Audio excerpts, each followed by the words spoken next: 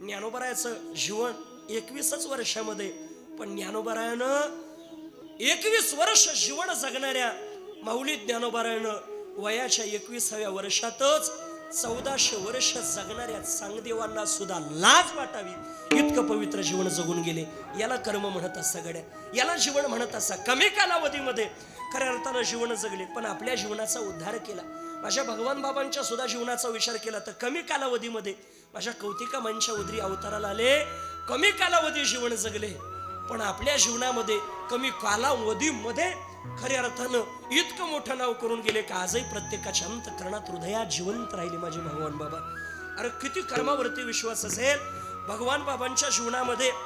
आता भगवान बाबा गडाचे अध्यक्ष होणार हे काही कुटाळखोरांना कळालं आणि ते काही सहन होत नाही महाराज. मग हे पूर्वीपासून खऱ्या अर्थानं चालू आहे महाराज. पुढे जायला लागलं का पाय ओढायचे, बरोबर का ना.